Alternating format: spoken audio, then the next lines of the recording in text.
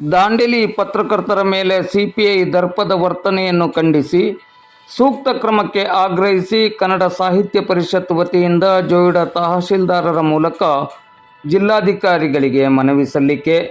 ಉತ್ತರ ಕನ್ನಡ ಜಿಲ್ಲಾ ಕನ್ನಡ ಸಾಹಿತ್ಯ ಪರಿಷತ್ತಿನ ಅಧ್ಯಕ್ಷರು ಪತ್ರಕರ್ತರೂ ಆಗಿರುವ BN ವಾಸರೆ ಹಾಗೂ ಇತರೆ ಪತ್ರಕರ್ತರ ಜೊತೆ ದಾಂಡೇಲಿಯ ಅಬ್ದುಲ್ ಕಲಾಂ ವಸತಿ ಶಾಲೆಯ ವಿದ್ಯಾರ್ಥಿಗಳ ಪ್ರತಿಭಟನೆಯ ಸಮಯದಲ್ಲಿ ದಾಂಡೇಲಿ ಸಿಪಿಐ ಭೀಮಣ್ಣ ಎಂ ಸೂರಿ ಅವರು ಮಾಡಿದ ದರ್ಪ ಅನುಚಿತ ನಡೆ ಖಂಡನೀಯವಾಗಿದೆ.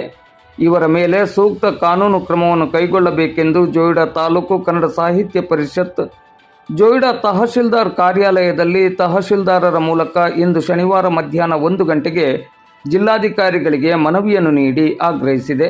ಈ ಸಂದರ್ಭದಲ್ಲಿ ಕನ್ನಡ ಸಾಹಿತ್ಯ ಪರಿಷತ್ತಿನ ಜೋಯಿಡಾ ತಾಲೂಕು ಘಟಕದ ಅಧ್ಯಕ್ಷರಾದ ಪಾಂಡುರಂಗ ಪಟಗಾರ್, ಕಾರ್ಯದರ್ಶಿ ಪ್ರೇಮಾನಂದ್ ವೆಳಿಪ್, ಪ್ರಮುಖರಾದ ಅಂತೋನಿ ಜಾನ್, ದೇವಿದಾಸ್ ದೇಸಾಯಿ, ಸುಭಾಷ್ ವೆಳಿಪ್, ಸುರೇಶ್ ಗೌಡ, ರವಿ ಮಿರಾಶಿ, ಆನಂದ ಮೆಂಡೋಲ್ಕರ್, ವಿಶ್ವನಾಥ್ ಸಾವಂತ್, ಉದಯ್ ದೇಸಾಯಿ ಮತ್ತಿತರರು ಉಪಸ್ಥಿತರಿದ್ದರು.